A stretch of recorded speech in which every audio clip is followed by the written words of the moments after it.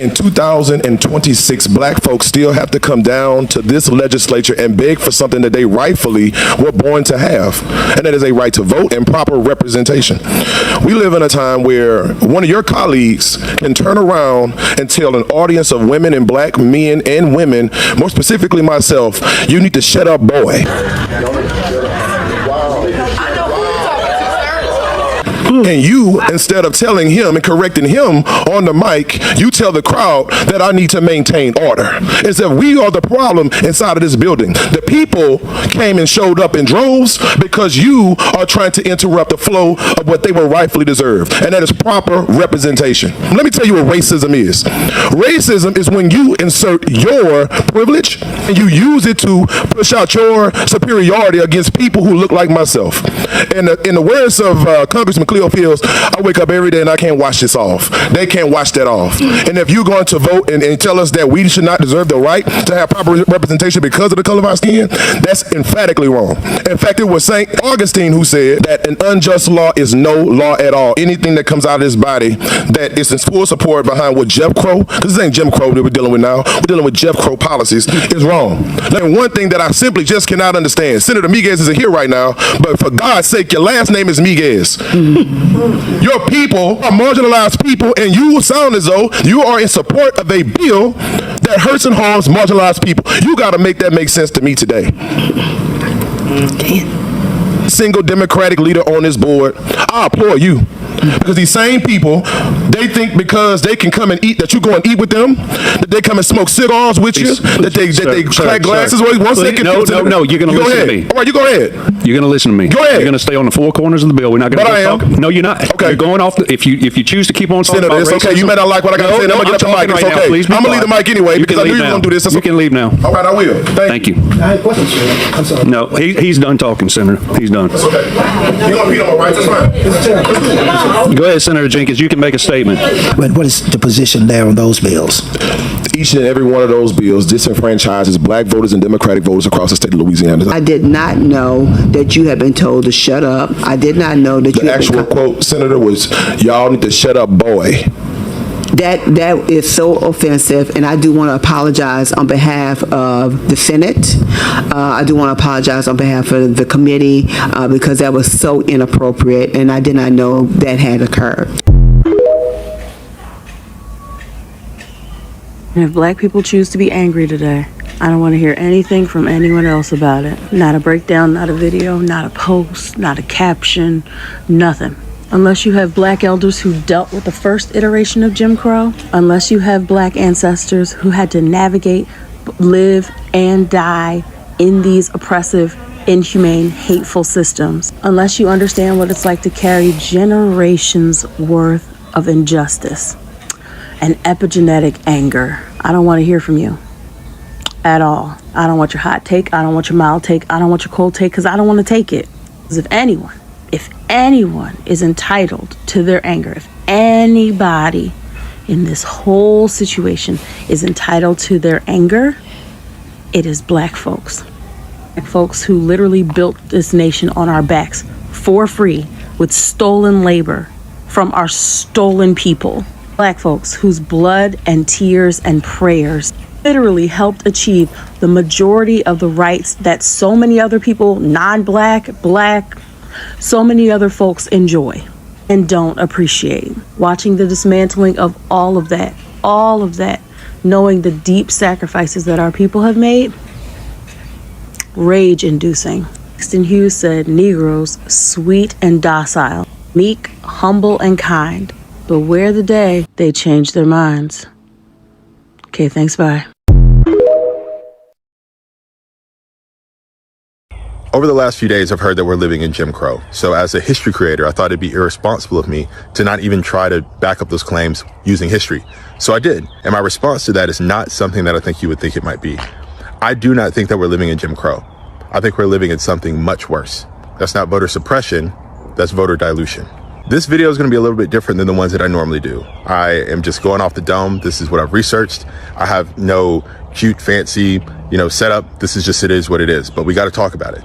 But hold your horses, because we will get there, but we just have to start somewhere else. Because redrawing districts and congressional maps is nothing new. It's a tactic that's been used for decades. And I'm going to take you to 1980s Alabama. But first, we have to talk about what Jim Crow is and how we got here. The 14th and 15th Amendment was passed. It gave black men the right to vote, to be equal citizens. Now, this did not include black women because we haven't got there yet where women had the right to vote. Fast forward to Reconstruction, and now you have black men earning office and being representatives and changing the landscape of the country in real time. Some were appointed, some were voted in, but nonetheless, the country was diversifying in a way that the majority did not like. Just because slavery was over doesn't mean that racism left with it.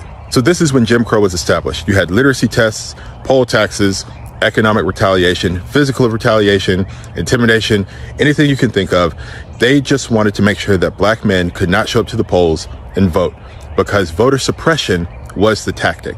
Because black people were going to go to those polls, they were going to vote, and they had the numbers to actually assign representation that aligned with their interests. That was a problem.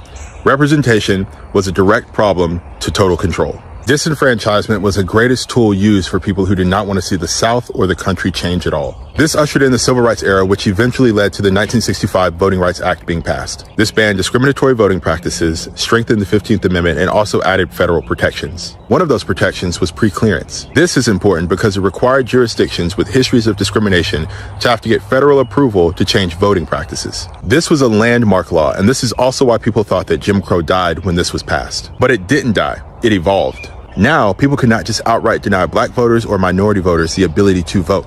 So they had to change their tactics, and they did. Voter suppression became voter dilution, and it worked its way up through the decades. Now, voter dilution was always present. It just wasn't the main goal.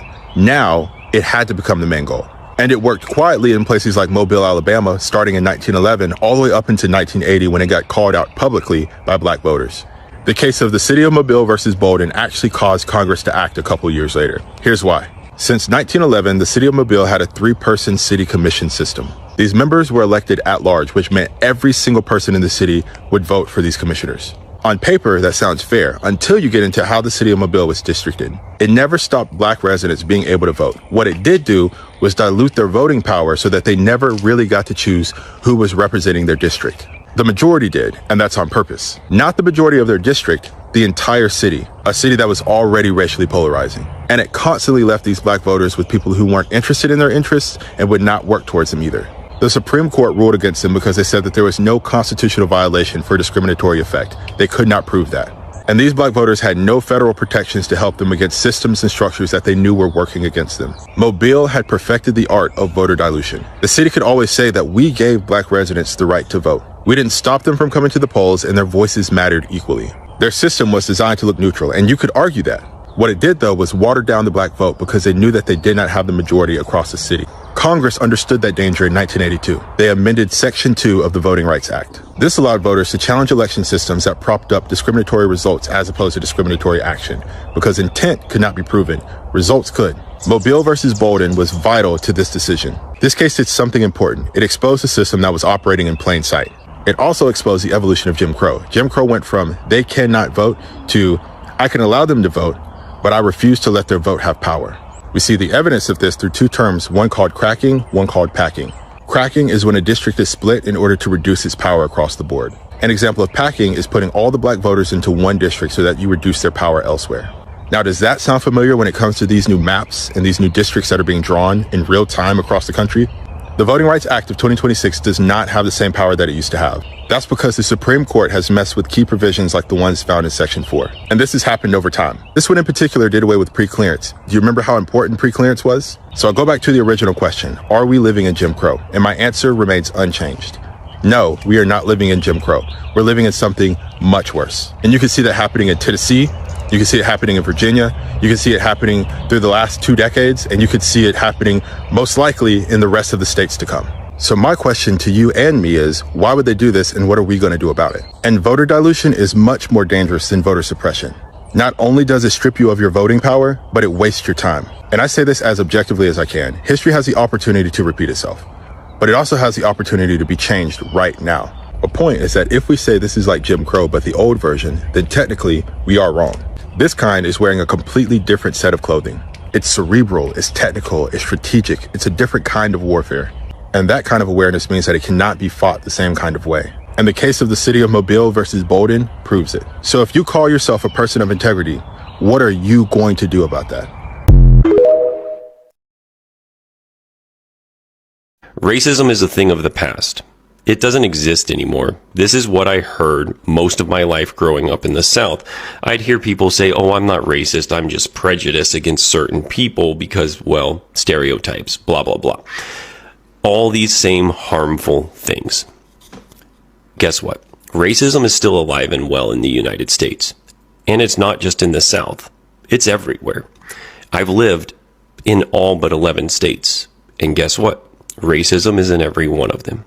But you're seeing it alive and well and come back to the forefront this week with all of the Voting Rights Act stuff that is happening. After the Supreme Court's ruling last week, immediately you saw Louisiana begin to redraw and remove representation for people of color in that state. Alabama is doing that. Tennessee is actively advancing a new map today. South Carolina is moving towards redistricting. Florida has already signed a new map, and Mississippi has called a special session. Now, Georgia is the only state in the Deep South that currently is not pursuing any sort of redistricting, with the governor saying that Georgia will not redraw for the 2026 elections because early voting is already underway, but new maps will be drawn by 2028. And let's be clear, these maps aren't being redrawn because the Supreme Court said they were illegal. They're being redrawn for the simple fact that racist white people don't want black people to have equal representation. That is why the lawsuit was filed in Louisiana, a similar one in Mississippi, and a similar one in Alabama. It is exactly the same thing that happened during the Jim Crow era. South Carolina at one point had 90% of their representatives as black former slaves. And then, well, Andrew Jackson ended Reconstruction. And immediately, black people were disenfranchised from voting and no longer were equally represented in politics. And that is exactly what white racist politicians in the South are attempting to do again. Get rid of people that they see as others having representation in what they consider their state house, their government, because they feel like giving others representation is taking something away from them. And that is the whole crux of the current Republican and conservative movement. If somebody I don't like gets something that I don't get all of, well, then it's not good for me. So no, racism never went away. It's alive and well across this country, and you will see other states follow suit for the simple fact that they can. What do you think about racial equality in the state of Georgia? Do you believe the two races are equal or not? Well, that's a hard matter to stipulate. I would like to say this, that there are more Negro colleges in the city of Atlanta than any city in the world. There are more Negroes own their own business in Atlanta than any city in the world. And also, there are more Negroes here that have nicer homes than any city in the world. Segregation and the lack of civil rights legislation has not and does not contribute to their progress in this country, that they have failed on their own initiative. They need to clean up, they need to move forward and do things on their own. Would you say that any superior Negro would be the equal of any common white man or ordinary white man? I would say this, that most of the leading Negroes in this fight are mixed breed people. I think you'll have to admit that. Do you believe that it's morally wrong for a Negro to sit next to a white man in a restaurant? I'll say this, I think a property owner reserves the right to serve whom he please. But morally? I couldn't state that. I couldn't answer that at this time. In other words, you could look at that in 2 or 3 different ways. I would state this, that I think a property owner should reserve the right to serve whom he pleases in his place of business, because he does have the investment there. And if he can't protect that investment, no longer do we have free American enterprise. If it hadn't been for the Klan demonstrations, counter-demonstrations against the Negro demonstration here this week, I certainly believe that this restaurant here today would have probably been forced to take some other action within the next few days. Okay, thank you. Okay.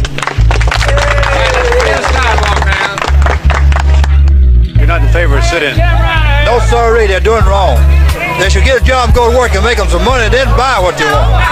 They can't take it. We ain't gonna give it to them. Are you in favor of Klan activity? Beg your pardon? Are you in favor of Klan activity? As long as they're orderly and everything, because the Klan is not taking sides whatsoever. There's wrong side and right side, and they're on the right side. Thank you. So I think Klan is doing a good job. Mr. Maddox, would you think it fair if I described you as one of the leading segregationists in the state of Georgia? Not too much so. I think we have about 3 million people who feel like I do, at least that many. And I am grateful at this time, and I want to thank the Negro community in Atlanta, some 200,000 of them, that less than 1,000 of them will get out here and act a monkey like these people have. I think it's a credit to the most of our people in this city, especially our colored people. They have refused to become a part of this agitation. Do you believe that Negroes and whites are equal racially? No, sir, I do not. I think that when we teach people that Republicans are hell-bent on bringing Jim Crow back to America. I often think of the investigative reporter Greg Palast, who released truly bombshell reporting about the 2024 election, a GOP-led effort to selectively purge black voters. And we're not just talking about a few hundred voters. We're talking over 1 million black and minority voters wiped from the rolls in swing states like Georgia and Pennsylvania. For the first time in Georgia history, any voter can challenge an unlimited number of other voters and stop their ballots from being counted. And when I say unlimited, I mean unlimited. In Cobb County, it was 48,000 voters challenged. Well, how did you feel when they said, "You've been challenged"? I was angry. I was fearful. I couldn't believe it. I couldn't believe it. Not my country.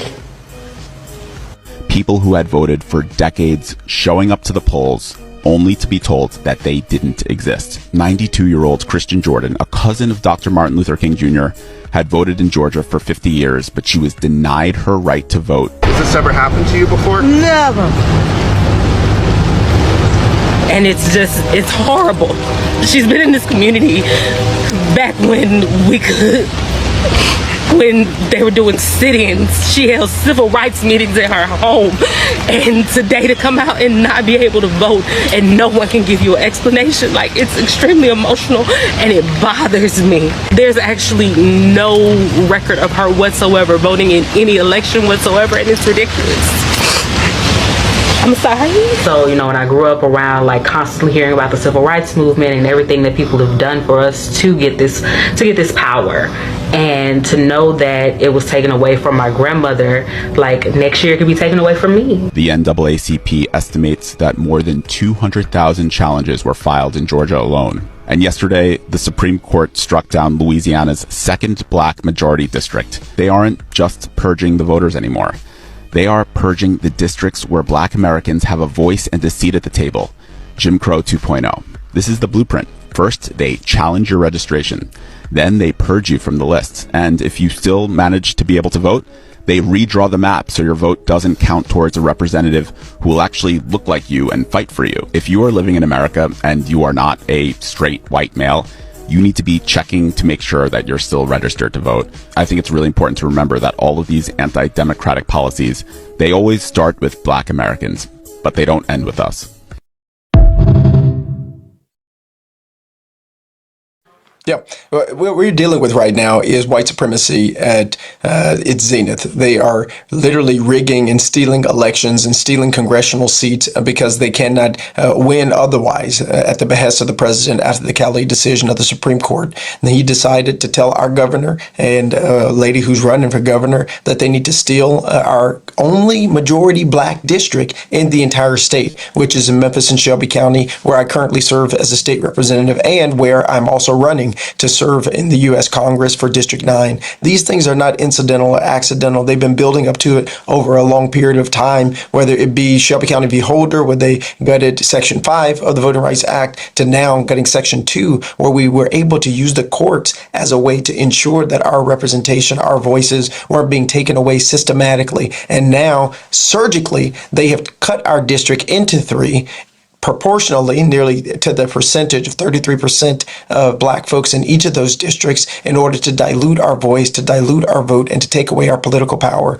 Over, and you mentioned this, but over the next several months and couple of years, we are going to see the largest purge of black people in elected office since the end of Reconstruction. Because right now, they're coming for congressional districts, but next they will be coming for our state house seats and our state senate seats. Now, let me talk particularly about the South here. In the South in particular, there are 12 to 20 U.S. congressional seats that we might be on the verge of losing. There are 200 state house and state senate seats that we will likely lose due to the response and the white lash by white supremacists who are in these positions of power. And so, yes, we must vote, and also we must build power that sustains us for the long haul and share a vision for our country, share a vision for the South where there's healthcare access, there's opportunity in education, there isn't environmental racism and degradation, and that black folks who are in positions of power, that we use these positions not just to push yes and no on buttons, but to build power in the communities where we are serving. But this is the fight of our life,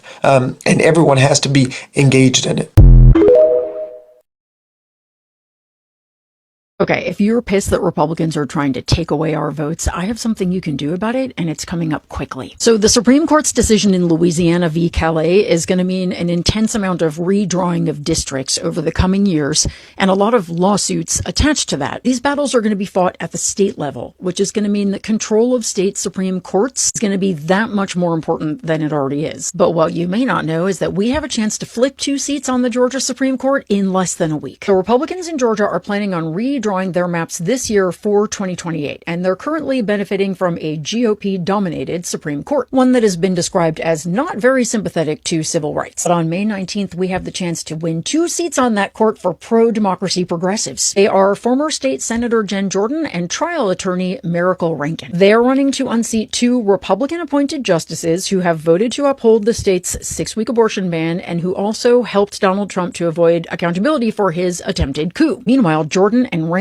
want to take on corporate power, they want to protect voting rights, they want to protect reproductive rights. Victories by Jordan and Rankin would cut the GOP majority to 6-3 and position us to flip that court just months before the 2028 presidential election. This is the kind of low-profile race where a little bit of our efforts can make a huge difference, especially because party IDs will not be on the ballots to help folks. So here's what I need us all to do. Share this video widely, especially with people in Georgia, and tell everyone you know in that state to get out and vote on the 19th for Jen Jordan and Miracle Rankin as if their freedom depended on it. Because in 2028, it actually may. Let's win this election, y'all. It's only been 1 week since the Supreme Court gutted the Voting Rights Act, and southern states have already undone decades of progress. Florida immediately jammed through new maps, even though they passed a constitutional amendment in 2010 against gerrymandering. Louisiana suspended their primary to push for new maps, even though 42,000 votes have already been cast. Tennessee Republicans just voted to break up Memphis and get rid of the only majority black district in the state. Alabama Republicans passed a measure to delay their primary if courts allow them to redraw maps. South Carolina Republicans are extending their legislative session to, you guessed it, gerrymander their maps. That's all in 1 week without Section 2 of the Voting Rights Act.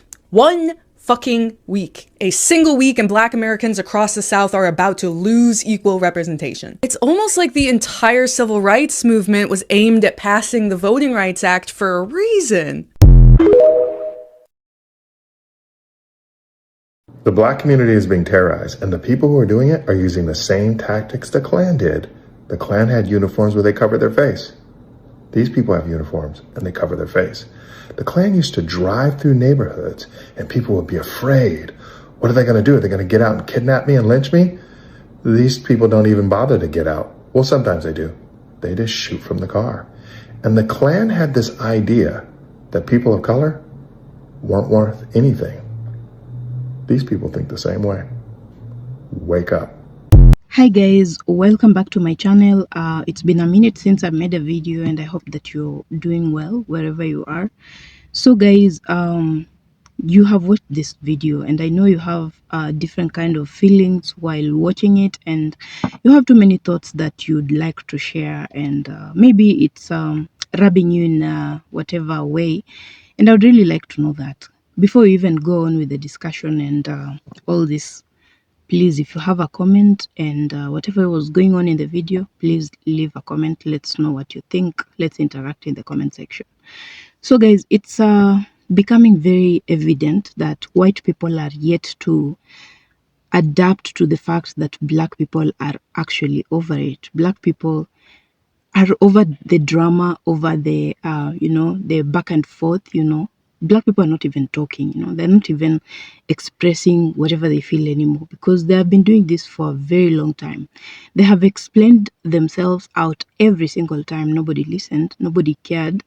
So they have come to this point and place where they do not find it necessary to keep talking and keep explaining themselves, because they know that whether they speak or not, nobody is going to listen to them. Now, this is making the white community very unstable.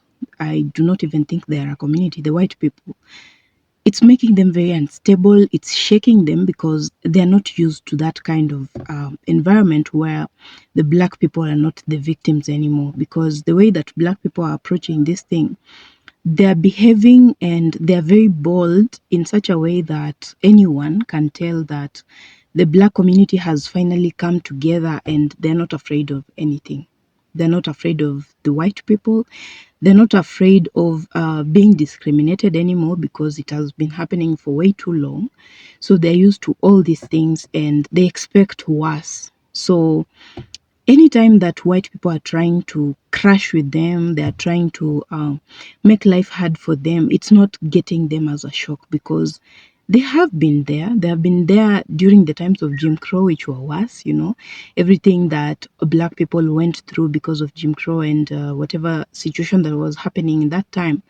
They have gone through that. These are not the kind of people that you want to think will be shocked by small things. For example, I had white people talking about black people joining them to fight the President Trump because of the hard living conditions. Black people are not even interested in that, because they have been speaking that, they have been saying that and expressing it for a very long time. And the fact that they understood that nobody cares about their feelings and how life is behaving towards them, they took a rest. They have come together as one to make sure that none of the black people is joining into the demonstration, even talking itself. You can notice there's lots of white people that are making a lot of videos trying to explain themselves and how the economy is bad, how they are not affording food, they're not affording housing, rent, all that stuff. You have not seen black people, and that is exactly what I'm talking about. They are tired. They have been doing this for way too long. Nobody paid attention to that.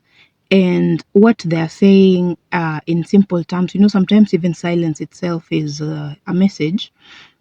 So what they're saying in essence is you just know that you're never going to take us back to Jim Crow reality of life. We are not going back there, and they are very stern. They are explaining it in a bold way, as you've seen in the video. These are not people that are ready to go back there. They will not allow you to take them back there. They will have to do whatever it takes to make sure that that never happens to them any other single day. So, and this is unsettling to white people, surprisingly. They are not used to black people in this kind of behavior, in this kind of mannerism, in this kind of atmosphere where they don't care. Life is so hard. By the way, life is very hard for everyone. White people are complaining, they are crying. It should be very worse for black people, because if people that have the white supremacy and white privilege are complaining, then that goes to show you how much then it has to be harder for the black people. But they're not saying anything. They're not talking about it. They behave as if they're not existing, They're just living their life, making do with the little that they have and not saying anything, They have been doing that for way too long, though. So it's kind of like they are used to. They know that they deserve better, and they know that they can get better. That's why they were very sure about who they wanted to vote for. Now, when they explained this thing to white people, they behaved as though they don't care, and they chose color. You know, like choosing color for someone that is going to lead you for years and you don't even know what they are going to behave like. Now that it's affecting them and it's their white person, they are unsure of what to say anymore. And worse still, they are even talking about it, you know, talking about black people should join us to fight this demon that we have. Black people talked to you people. They explained everything. They said you were expecting this to happen and you ignored that. You made sure to just do what you were thinking. And you went ahead to vote for someone that you knew too well that this guy is a criminal. This guy does not care about you. He does not care about anyone unless you are his family or friends. And you have to be a billionaire friend to be considered there. And you ignored all that. There was a lot of red flags all over the place. But people chose to ignore that because they wanted to punish the black people. And sure enough, black people are being punished. But as they're being punished, the white people are not left behind. And the burden is now too hard for them because they're not used to this. They are all over the place crying about this and this. And there are some of them, a crop of them, that think they will one day find the comfort of taking the black people to the JIMCROW laws, the JIMCROW times, you know, where black people were intimidated, black people were, they were made to feel very useless, you know. They were discriminated upon. There was just a lot that would make a black person feel like they're less of a human being. Now, there is a crop of these white people that think that is actually a possibility. What they do not know is that they're now not dealing with that kind of generation of black people. The new generation of black people does not condone such things. They do not make room for such things to be advanced. They don't care who you are. They will just not go back there. This is making the white people very, very uncomfortable because they're not used to the stern black person. They're not used to the strong black person that can say, I am not going to do this, and actually mean it. So, yeah, that is basically what is happening. But we really hope that things will be different. And if not, black people are used to this. Black people are getting by really well. One sign of knowing that someone is getting by with whatever is happening is just look at them. No videos. I'm yet to make a video of a black person crying about the economy, crying about them not being able to afford anything at all. There is nothing like that is going to happen because they have complained about this when they were going through it for all those years. 400 plus years, but the white people did not listen. They chose whoever they chose, and it's so hard for black people right now to join in the movement of talking about addressing President Trump and making sure that he makes things better for America. Black people are finding it so hard because why are we correcting something that we had an opportunity to just not allow to happen? Yeah, and it was just very recent. Now, there's a lot of time left for the guy to be in power, and that means that there is a lot more that is going to happen, and they expect the black people to join in. Black people have already said, we are stern about this time.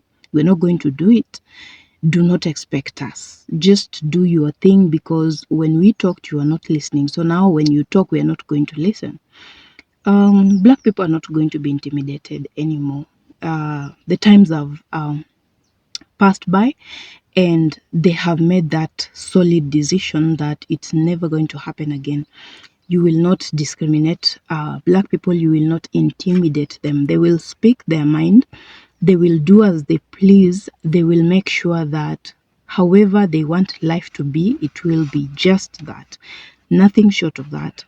And they will be in their houses drinking, resting, and just exercising, just keeping cool as the white people roam on the streets and do all that they are doing. The economy is tough, but this is what they chose, and they wanted to do all this to punish the black person. So these are not the kind of people that you feel sorry for. You do not want to do that.